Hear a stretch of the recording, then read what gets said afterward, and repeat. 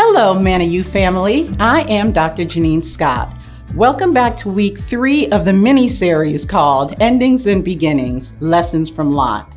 Last week, we discussed how Lot went along with Abram after Abram heard from God to leave his home country. All was well until some time passed and conflict arose between the two camps. A separation had to occur, and Lot chose what looked to be the better part of the land, choosing to live next to Sodom and Gomorrah. But, as Genesis 13:13 says, the men of Sodom were wicked and sinners before the Lord exceedingly. They weren't good folk. Not only this, but Lot walked right into a mess. Basically, there was a war between various kings, to include those of Sodom and Gomorrah. The enemies were able to seize all the goods of Sodom and Gomorrah, all their food, as well as Lot and his possessions, as he was living next to Sodom. Someone went and told Abram that Lot was taken, so he got together 318 men and went in pursuit. They were able to rescue Lot and returned him and all that was taken back home. A quick thought about this: we must watch our associations. You know the saying, guilty by association? Well, in this case, it was true because Lot was guilty just because he lived near Sodom and Gomorrah. It didn't matter that he wasn't an actual enemy of the opposing kings. He was simply in the wrong place at the wrong time and got caught up in their mess. How careful we must also be with our associations as well. But I digress. Sometime later, Lot had to again be rescued by Abram, but this time not physically, but by his intercession. God sent messengers to tell Abram that he was going to destroy Sodom and Gomorrah due to their wickedness. I guess he couldn't stand it anymore.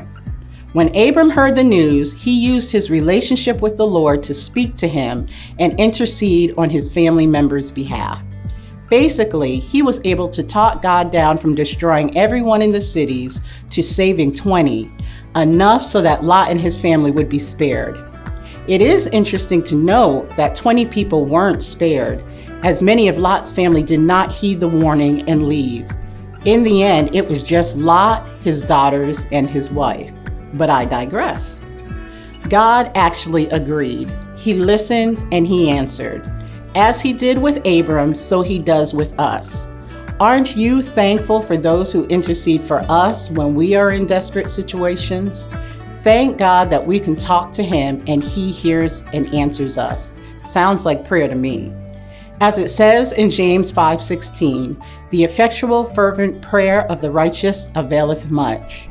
Because of Abram's intercessory prayers, the lives of his loved ones would be spared. If you want to read more about the depravity of the men in the cities, read what happened next in Genesis 19.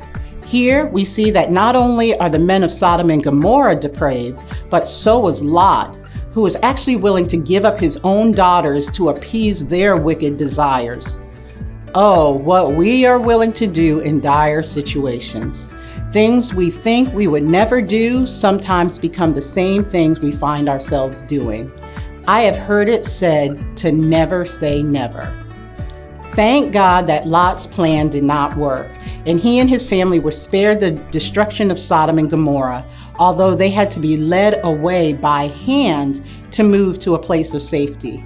The Lord was merciful to them in leading them out, and then even more so because when Lot was told to flee to the mountains, he didn't think they could make it there, so he asked if he could run to a small town that was nearby instead. Boy, Lot had some nerve to still be trying to ask for anything at this point, but I guess we can be like that sometimes as well, really treading on grace. But you know what? God listened and allowed it. Wow. Thank God for his mercy towards Lot, his family, and us. Thank him that his mercies are new every morning. Great is his faithfulness. After this dramatic rescue, you would think we were done, but no. Instead of being thankful and looking forward to the place that God was so gracious in bringing them to, Lot's wife decided to look back at Sodom and Gomorrah, turning into a pillar of salt. Perhaps she couldn't let go of what was familiar to her. She could not let go of her past, and it ruined her future. We tend to do the same thing at times as well, but we must not be tempted to look back on our old lives and yearn for them.